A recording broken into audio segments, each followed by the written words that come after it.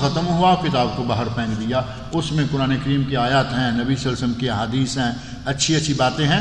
اس طرح کے اوراق کو سنبھال کے رکھنا چاہیے۔ اور اگر آپ کا کورس ختم ہو گیا ہے کسی اور کو دے دیجئے۔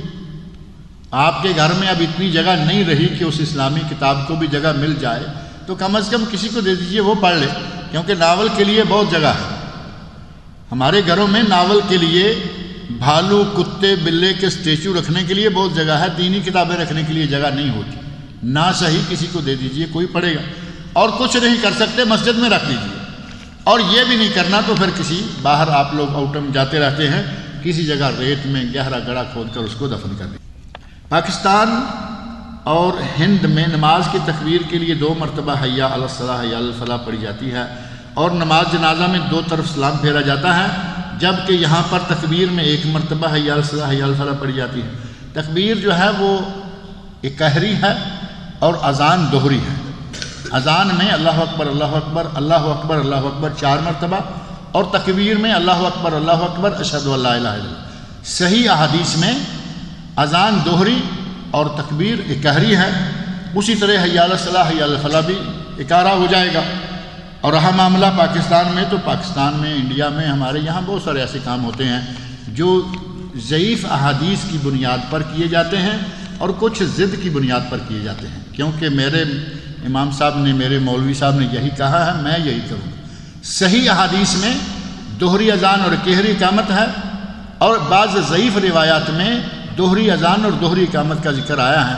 صحیح کو چھوڑ کر ضعیف پر عمل کرنا، یہ تھوڑا سا ضد کی طرف بھی اشارہ کرتا ہے کہ میں نہ مانوں، جو چاہے حدیثوں میں آتا رہے، میں وہی کروں گا جو ہمارے بڑوں نے کہہ دیا ہے۔ فرض نماز ختم ہونے کے بعد ہر کوئی آ کر جماعت کرا لیتا ہے۔ کیا نبی صلی اللہ علیہ وسلم کے زمانہ میں بھی ایسا ہوتا تھا؟ اور پھر جماعت کی اہمیت کیا رہتی ہے؟ جماعت کی اہمیت اپنی جگہ قائم ہے، لیکن اگر کبھی کبھار مثال کے طور پر سفر ہے، تو وہاں تو آپ کو معلوم ہے ایک جماعت آئی، دوسری آئی، ایک نماز کی اذان سے لے کر اگلی نماز کی اذان تک جماعتیں ہوتی رہتی ہیں۔ وہ تو ہے معاملہ سفر کا، جو راستے میں ملتے ہیں ہمیں استراحے وغیرہ۔ جہاں تک معاملہ ہے مسجد کا، تو یہاں پہلی جماعت میں شرکت کرنے کی ہی کوشش کرنا چاہیے، لیکن اگر کبھی کوئی لیٹ ہو گیا، 2-4 آدمی اکٹھے ہو گئے، تو وہ جماعت کرا لیں۔ اب اس سلسلہ میں ہمارے یہاں، ہماری مسجدوں میں، پاکستان میں خاص طور پر میں نے دیکھا ہے، مسجدوں میں بورڈ چھوٹے چھوٹے لکھے ہوتے ہیں، یہاں دوسری جماعت کرانا منع، بورڈ لکھ دیا۔ نبی صلی اللہ علیہ وسلم نے جماعت کرائی، سلام پھیرا، اور صحابہ کرام کی طرف حسب عادت آپ نے رخ انور کو پھیرا، تو دیکھا کہ ایک آدمی آ گیا ہے۔ نبی صلی اللہ علیہ وسلم نے فرمایا کہ تم میں سے کوئی آدمی اٹھے، صدقہ کرے اور اس کے ساتھ شامل ہو جائے، تاکہ اس کو بھی جماعت کا ثواب حاصل ہو جائے۔ اب نبی صلی اللہ علیہ وسلم نے باقاعدہ مطالبہ کر کے ایک آدمی کو کہا کہ کوئی اٹھ کے اس کے ساتھ شامل ہو جائے تاکہ جماعت ہو جائے، اور ہمارے مولوی نے بورڈ لگا دیا کہ یہاں دوسری جماعت کرانا منع۔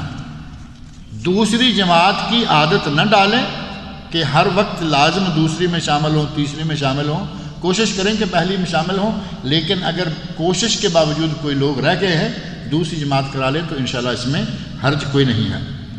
بہت سے لوگ اکیلے ہی نماز ادا کرتے ہیں، جماعت کے ساتھ نماز ادا نہیں کرتے۔ جماعت کے ساتھ نماز ادا کرنا ضروری ہے، واجب ہے، کم از کم سنت موقدہ ہے، بلکہ بعض روایات سے پتہ چلتا ہے کہ اگر بلا عذر جماعت کو ترک کرتا ہے تو اس کی نماز ہوتی ہی نہیں۔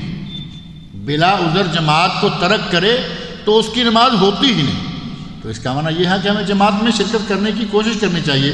اللہ تعالیٰ مجھے اور آپ سب لوگوں کو جماعت کے ساتھ باجماعت نمازیں ادا کرنے کی توفیق عطا فرمائے۔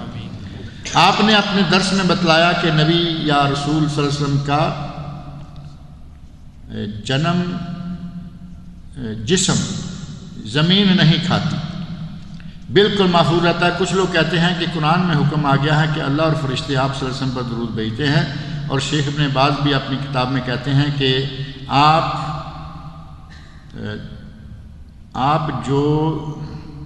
آپ خود جواب دیتے ہیں، پھر آپ کے علماء ہمیں کیوں غلط کہتے ہیں؟ اس پر قرآن اور حدیث کی روشنی میں بیان کیجئے۔ نبی اکرم صلی اللہ علیہ وسلم نے فرمایا کہ جو مجھ پر درود پڑھتا ہے، درود مجھ تک پہنچایا جاتا ہے۔ اِنَّ لِلَّهِ مَلَائِكَةٌ سَيَّاحُونَ، اللہ کے دنیا میں کچھ گشت کرتے ہوئے فرشتے ہیں، مقرر ہیں، جو شخص جہاں بھی درود پڑھتا ہے وہ مجھے پہنچایا جاتا ہے۔ یہ صحیح حدیث میں ثابت ہے۔ اور جس روایت میں یہ آتا ہے کہ نبی صلی اللہ علیہ وسلم کہتے ہیں میں سنتا ہوں اور میں خود سن کر جواب دیتا ہوں، میں سنتا ہوں، اور اس روایت میں ہے جو میری قبر پہ آ کے درود پڑھتا ہے میں سنتا ہوں جواب دیتا ہوں، وہ روایت ضعیف ہیں اور علامہ ابن باز رحمۃ اللہ علیہ کی کتابوں میں اس کے بارے میں لکھا ہوا۔ اب پہلا حصہ آپ نے پڑھ لیا اور باقی حصہ جو ہے وہ ہمارے کھاتے میں آپ چھوڑ دیتے ہیں۔ انہوں نے ان روایات کو ضعیف قرار دیا ہے، محدثین کرام نے ضعیف قرار دیا ہے۔ جو صحیح ہے وہ یہ ہے کہ نبی صلی اللہ علیہ وسلم کو ہمارا درود السلام پہنچایا جاتا ہے، کوئی جہاں سے بھی سلام کہے درود پڑھے وہ پہنچایا جاتا ہے، اور نبی اکرم صلی اللہ علیہ وسلم پر پیش کیا جاتا ہے، نبی صلی اللہ علیہ وسلم پر پیش کیا جاتا ہے۔ آپ سنتے نہیں نہ یہاں سے پڑھنے والے کا نہ قبر کے پاس کھڑے ہو کر پڑھنے والے کا۔ جہاں تک تعلق ہے کہ نبی صلی اللہ علیہ وسلم کا یا انبیاء کا جسم قبر نہیں کھاتی، قبر کی مٹی نہیں کھاتی، یہ حدیث بالکل صحیح ہے۔ اللہ نے مٹی پر حرام کیا ہے کہ وہ نبیوں کا جسم کھائے، لیکن اس سے وہ آپ کا مسئلہ نہیں بنے گا جو آپ بنانا چاہتے ہیں۔ نبی صلی اللہ علیہ وسلم کا جسم اطہر قبر میں ہے، اور قبر کم از کم 4-5 فٹ گہری ہوتی ہے، یہ تو صحیح ہے نا، آج بھی وہی بن رہی ہے، اس وقت بھی ایسی ہی تھی۔ اور پھر قبر کے سیدھے حصے سے نبی صلی اللہ علیہ وسلم کی قبر جو ہے ایک سائیڈ میں بھی ہے، آپ کی لحد بنائی گئی تھی، شق نہیں ہے۔ قبر کی 2 قسمیں ہیں، لحد اور شق۔ قبر بنا کر اس کے سینٹر میں پھر چھوٹی سی قبر بنا کے اس میں میت کو دفن کریں تو یہ ہے شق، اور قبر بنا کر اس کے پہلو میں بغلی چھوٹی سی، جس کو سامی بھی کہتے ہیں، بغلی بھی لحد بھی، نبی اکرم صلی اللہ علیہ وسلم کی یہ قبر بنائی گئی تھی۔ نبی اکرم صلی اللہ علیہ وسلم کا جسم مبارک محفوظ ہے، لیکن یہ جو ضعیف روایات ہیں ان کے سہارے سے یہ مسئلہ آپ کا نہیں بنے گا جو آپ بنانا چاہتے ہیں۔ جمعہ کی کتنی رکعتیں ہیں؟ کیونکہ پاکستان میں 14 رکعتیں پڑھی جاتی ہیں، پاکستان میں کسی کی 17 پڑھی جاتی ہیں، کسی کی 14 پڑھی جاتی ہیں، وہ ایک الگ بات ہے۔ نوافل پڑھیے، سارا دن پڑھیے، جمعہ کا دن سارا دن پڑھیے، لیکن جمعے کی اصل رکعتیں کتنی ہیں؟ 2 رکعتیں جن کو آپ جمعے کی نہیں کہہ سکتے، وہ ہیں شروع میں، وہ ہے تحیۃ المسجد، وہ تحیۃ الجمعہ نہیں، تحیۃ المسجد 2 رکعتیں کم از کم پڑھ کے بیٹھنا ضروری ہے۔ یہ 2 ہو گئی، اس کے بعد آپ پڑھتے رہیے، 2 کر کے پڑھتے رہیے جب تک امام کھڑا نہ ہو جائے خطبے کے لیے، اذان شروع نہ ہو جائے، آپ پڑھتے رہیے۔ اب 2 4 6 10 20 آپ نے جتنی پڑھی ہیں جائز ہے، کوئی ممانعت نہیں ہے، 14 کی کوئی رکاوٹ نہیں ہے۔ اب امام کھڑا ہو گیا، اب نفل کا سلسلہ ختم ہے، بعد میں جو آئے اسے 2 رکعتیں پڑھ کے بیٹھنا ضروری ہے، چاہے امام خطبہ دے رہا ہو، کیونکہ نبی صلی اللہ علیہ وسلم نے باقاعدہ ایک صحابی جو خطبے کے دوران آئے آ کر بیٹھ گئے، آپ نے انہیں حکم دیا تھا کہ اٹھو اور 2 رکعتیں ہلکی پھلکی پڑھ کے بیٹھو۔ اس حدیث سے پتہ چلتا ہے کہ دوران خطبہ، ہمارے کئی لوگ آ کے دوران خطبہ بیٹھ جاتے ہیں اور پھر جب خطبہ مسنونہ پڑھا جانے لگتا ہے، جب سننا ضروری ہے، اس وقت اٹھ کے سنتے پڑھنے لگتے ہیں، یہ انداز غلط ہے۔ جمعہ کے بعد جو مسجد میں پڑھے، نبی صلی اللہ علیہ وسلم نے ارشاد فرمایا کہ وہ 4 رکعتیں پڑھیں، اور خود آپ گھر میں گئے اور آپ نے جا کے 2 رکعتیں پڑھی۔ اہل علم نے لکھا ہے کہ 4 پڑھ لے ٹھیک ہے، افضل ہے، 2 پڑھ لے جائز۔ تو اب گنتی آپ کر لیجئے کہ 14 بنتی ہیں یا نہیں بنتی، کتنی رکعتیں بن گئی ہیں؟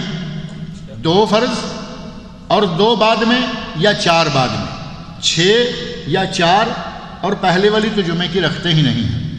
اب 4 کو 14 بنانا ہمارے یہاں چونکہ سلسلہ معروف ہے کہ ہم کہتے ہیں یہ ظہر جو ہے، یہ چونکہ جمعہ ظہر کی جگہ ہے اس لیے ظہر سے پہلے 4 سنتیں ہوتی ہیں، ہمارے بھائی لوگ کہتے ہیں کہ وہ بھی یہاں۔ اب گھسیٹ گھساٹ کے لانے کی کیا ضرورت ہے؟ اللہ نے جمعے کو جمعہ بنایا ہے، اس کے الگ احکام ہیں، اور باقی 6 دنوں میں ظہر ہوتی ہے، اس کے احکام و مسائل ہی سارے الگ ہیں۔ کہیں گے 2 جگہ 2 رکعتیں خطبے کی جگہ پر اور 2 رکعتیں جمعے کی، یہ تقسیم آپ کو کس نے بتا دی ہے؟ کسی حدیث میں اس تقسیم کا ذکر نہیں آتا۔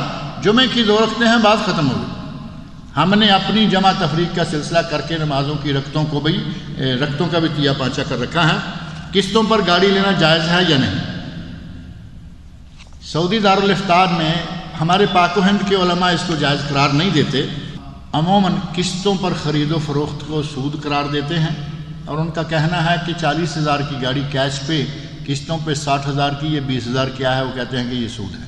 لیکن یہاں سعودی دارالفتار نے ایک فتویٰ دیا ہے اس فتوے پر بھی پاک و ہند کے علماء، یمن کے بعض حضرمی علماء کا جواب آیا کہ وہ اس پہ کچھ مواخذات ہیں، یعنی اس کو قبول نہیں کیا گیا، لیکن مجموعی طور پر فتوے میں 2-4 شرطیں جو رکھی گئی ہیں، اگر وہ شرطیں آدمی پوری کرے، ساری اسامنی کمپنی پوری کرے تو پھر گنجائش ہے۔ پہلی بات یہ کہ اس خرید و فروخت میں کوئی بینک جو سودی کاروبار کرتے ہیں، کوئی بینک انوالو نہ ہو۔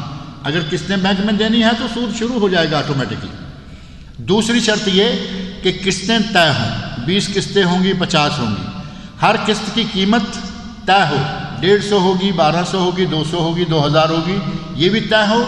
اور چوتھی اہم ترین شرط یہ کہ اگر کوئی قسط مس ہو جائے تو اصل قیمت میں اضافہ نہیں ہوگا، وہی قسط ڈبل کر کے اگلے میں دے دیں گے، ایک کی بجائے 2 دے دیں گے، اصل قیمت میں اضافہ نہیں ہوگا۔ اگر اصل قیمت میں اضافہ ہوتا ہے تو پھر یہ سود در سود کی شکل جو ہے وہ صریح بن جائے گی۔ لہٰذا اگر یہ 4 شرطیں پوری ہوتی نظر آتی ہیں، کمپنی ڈائریکٹ اپنے پیسے خود ہی لیتی ہے، بینکوں کی طرف نہیں بھیجتی، قسطیں طے ہیں، قسط کی قیمت طے ہے، کوئی قسط مس ہونے پر کوئی قیمت میں اضافہ نہیں ہوتا، تو سعودی دارالفتہ کا فتویٰ یہ ہے کہ آپ یہ خرید و فروخت کر سکتے ہیں۔ ظہر کی اول 4 سنت مؤکدہ پڑھنی ضروری ہیں، کیونکہ پاکستان میں علماء انہیں لازمی قرار دیتے ہیں، یہ مؤکدہ ہیں، بہت ضروری ہیں 4۔ اور دوسری حدیث، صحیح حدیث میں 2 رکعتیں بھی آیا ہے، 2 پڑھ لیں یا 4 پڑھ لیں، 4 پڑھیں گے ثواب زیادہ، 2 پڑھیں گے کام چل جائے گا۔ اللہ تعالیٰ مجھے اور آپ سب لوگوں کو نیک عمل کی توفیق عطا فرمائے۔